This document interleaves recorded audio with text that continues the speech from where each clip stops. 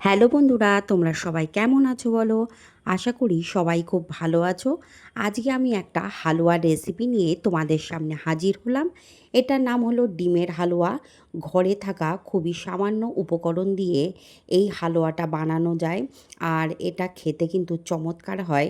তোমরা কিন্তু না বানালে বুঝতে পারবে না। কোনো প্রকার স্কিপ না করে আমি যে মাপটা বলে দিচ্ছি সেই অনুযায়ী এটা বানাতে হবে, তাহলে পুরোপুরি ঠিকঠাক একটা হালুয়া পাওয়া যাবে। আর এর জন্যে আজকে লাগছে 4টে ডিম। আমি একটা হ্যান্ড উইক্সের সাহায্যে সুন্দর মতো ফাটিয়ে নিলাম। আর এদিকে আমি হাফ লিটার দুধকে জাস্ট একবার দুবার ফুটিয়ে নিয়ে গ্যাসের ফ্লেমটাকে একেবারে লো করে দিয়ে ফ্যাটানো ডিমটা দুধের মধ্যে দিয়ে দিলাম। আর এই দুধটাকে কমানোর কোনো দরকার নেই, শুধুমাত্র টকবক করে ফুটে উঠবে তখনই এই ফ্যাটানো ডিমটা দিয়ে দিতে হবে। তারপরে অনবরত নাড়তে থাকতে হবে। নাড়তে নাড়তে ফুড ঠিক এমন কালারটা একটা দিলে থকথকে টেস্টের টেক্সচার কোনো চলে পরিবর্তন আসবে, হয় না, সেই দেখতে সময় একটু আমি দিয়ে ভালো দিলাম লাগে। একটু ফুড আর কালার। এই রান্নাটা আমি শিখেছিলাম বর্ধমানে আমার এক নানুর কাছ থেকে।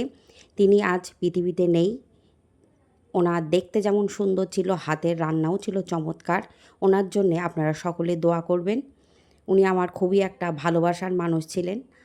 এবার এটাকে বেশ নাড়তে নাড়তে নাড়তে নাড়তে যখন একটু আরও খানিকটা টেনে আসবে, তখন এর মধ্যে দিয়ে দিতে হবে হাফ কাপ পরিমাণ চিনি। চিনিটা দেওয়ার পরে একটু পানি পানি হবে।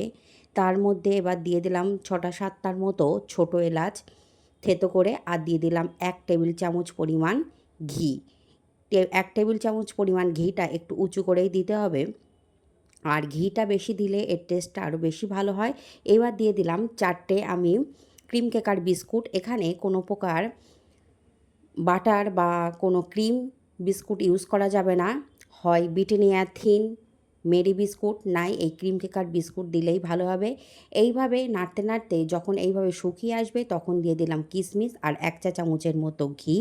তারপরে আবারও একটু নাড়তে নাড়তে কড়া থেকে যখন এই মিশ্রণটা পুরোপুরি ছাড়িয়ে আসবে, তখন সার্ভিং ডিশে সার্ভ করার পালা। আর বিস্কুটটা তোমরা চাইলে মিক্সচার জারের মধ্যে একটু গুঁড়িয়েও নিতে পারো।